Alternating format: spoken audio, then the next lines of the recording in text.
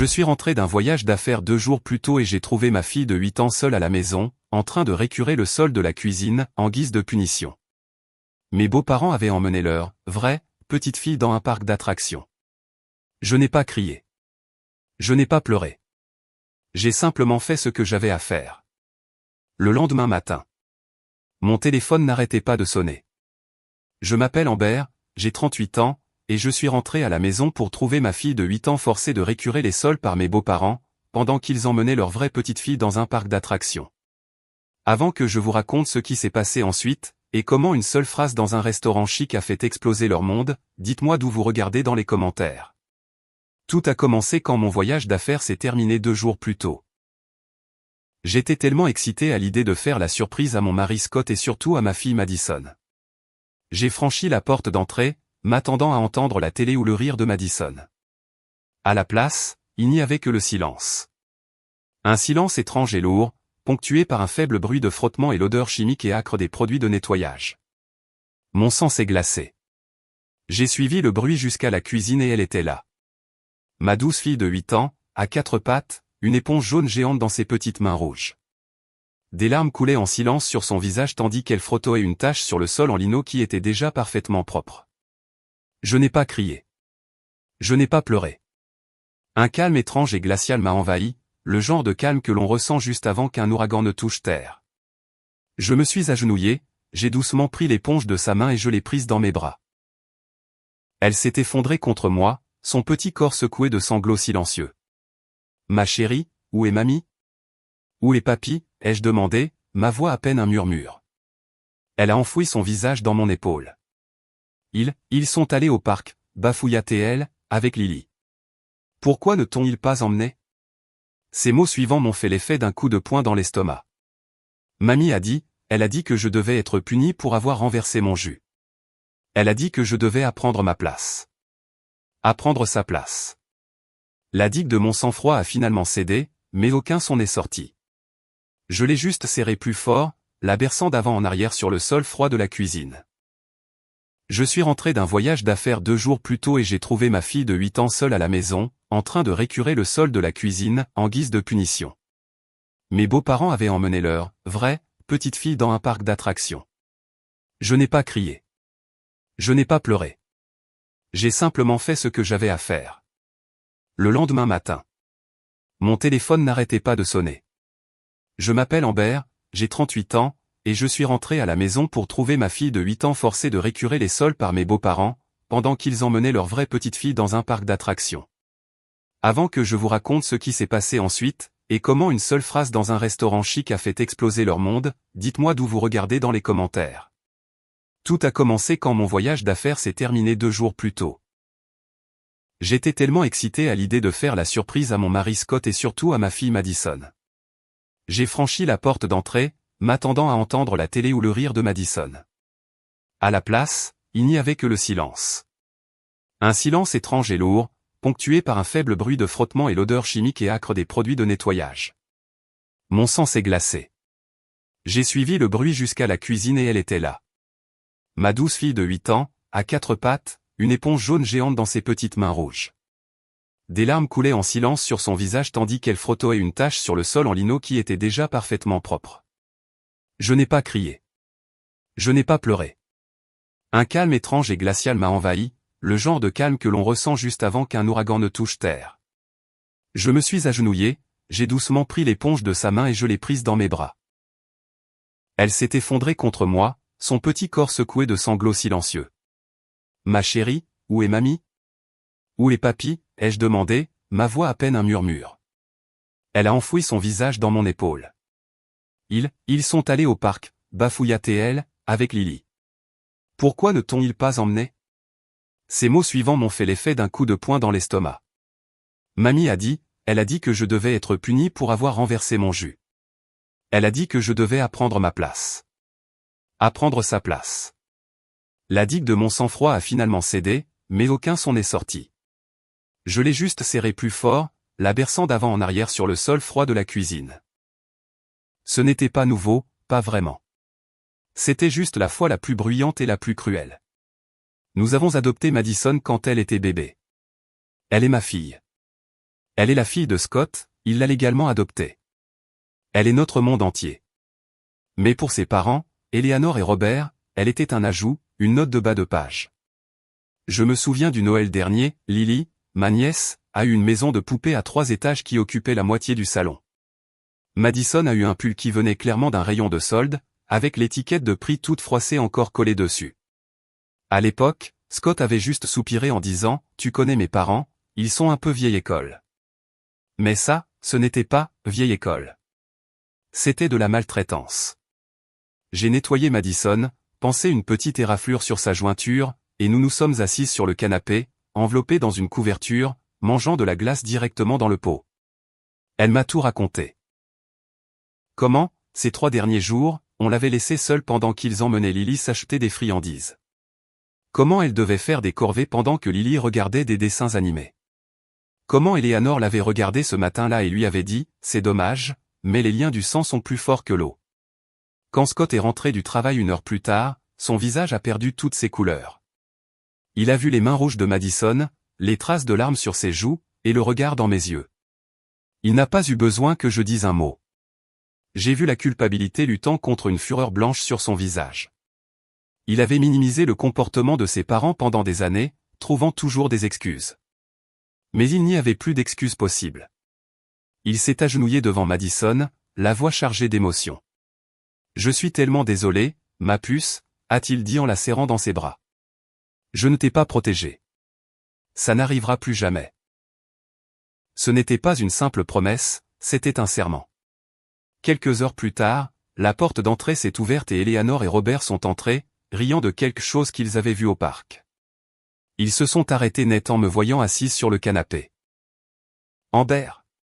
Tu es rentré plus tôt », a dit Eleanor, son sourire n'atteignant pas tout à fait ses yeux. Je me suis levé. « Où étiez-vous, Eleanor » ai-je demandé, ma voix dangereusement calme. « Nous avons emmené Lily au parc. » Elle s'est merveilleusement amusée, dit-elle, complètement inconsciente. « Pourquoi Madison a-t-elle été laissée ici, seule, à récurer le sol » a demandé Scott, se plaçant devant moi, sa voix basse et tendue. Eleanor a carrément ricané. Nous lui apprenions le sens des responsabilités. Elle a fait une bêtise. Une bêtise ?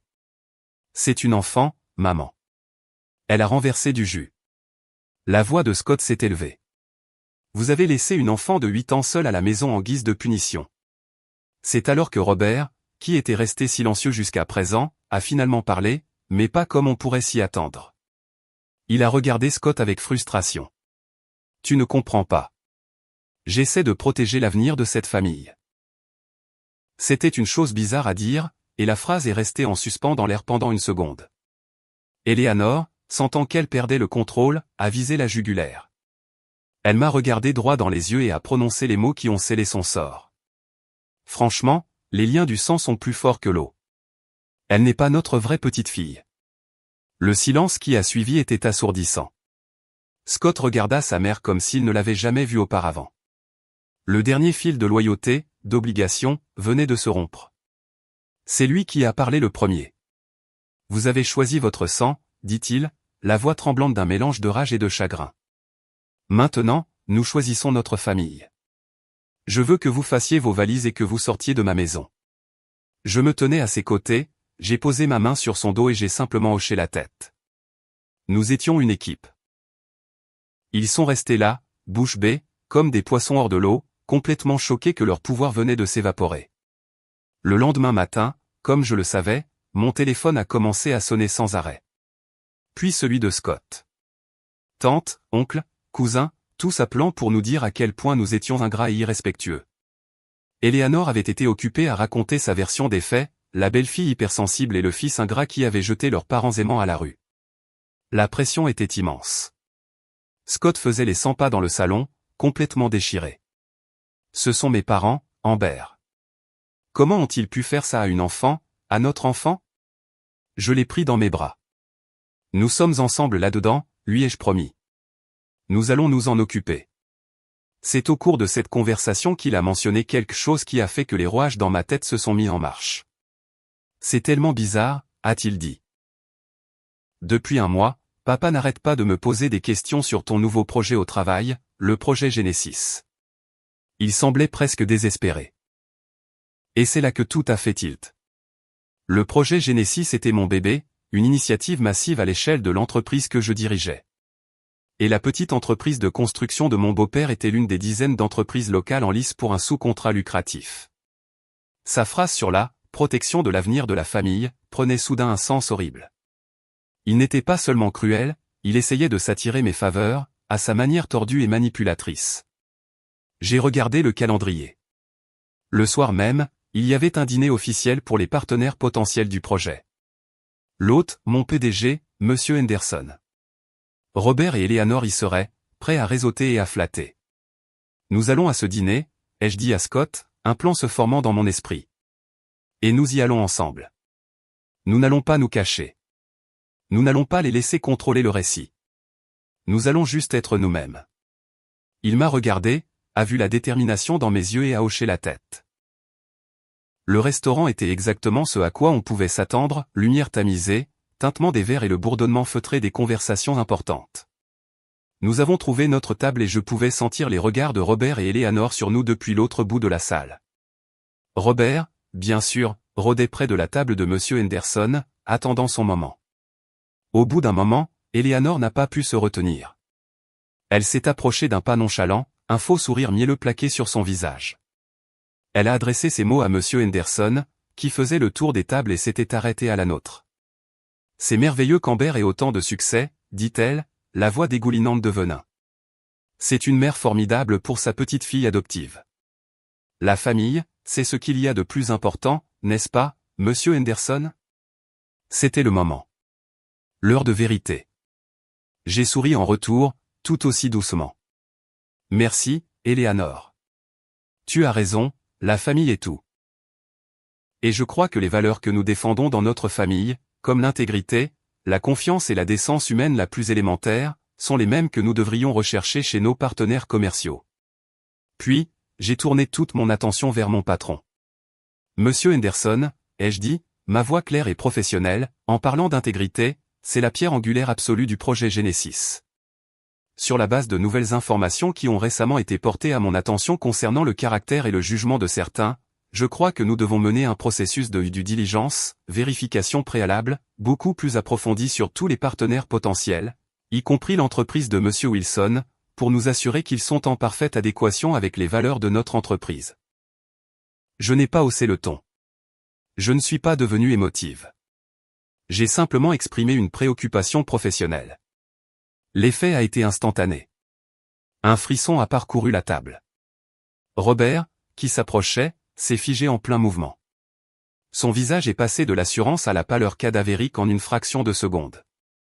Monsieur Henderson, un dirigeant avisé et perspicace, a tout de suite compris. Il n'avait pas besoin des détails, il me faisait confiance. Il m'a adressé un léger et sérieux hochement de tête. « Excellent point, Amber. Je vous remercie de votre diligence. » Puis il a regardé par-dessus mon épaule, ses yeux se posant sur mon beau-père. « Monsieur Wilson, dit-il, sa voix froide et dédaigneuse, nous allons peut-être remettre notre discussion à plus tard, indéfiniment. » L'humiliation publique a été absolue.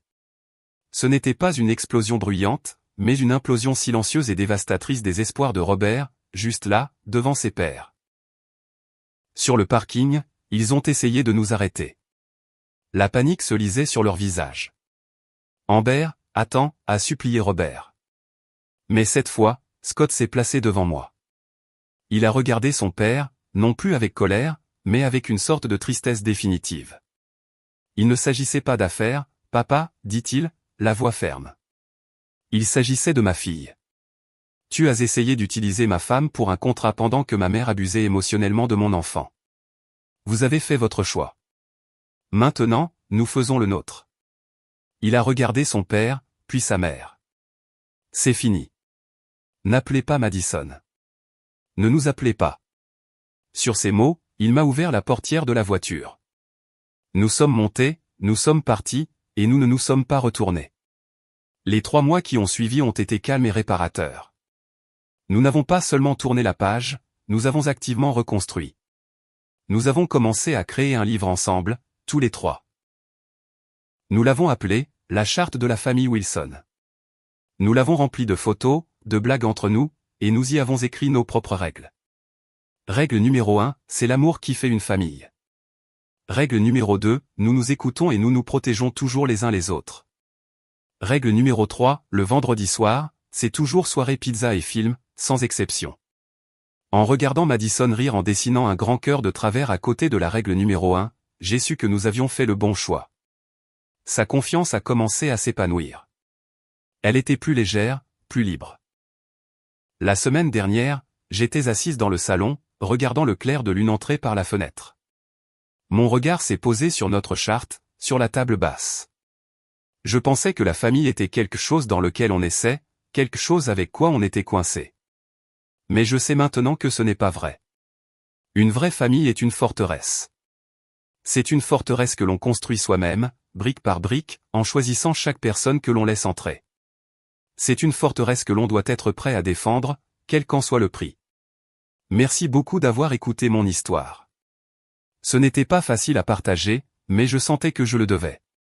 Ma question pour vous tous est la suivante, avez-vous déjà eu à choisir entre la famille dans laquelle vous êtes né et celle que vous avez construite? Partagez vos expériences dans les commentaires ci-dessous. Et si mon histoire a résonné en vous, s'il vous plaît, mettez un like sur cette vidéo et abonnez-vous pour en voir plus. Ça aide vraiment beaucoup.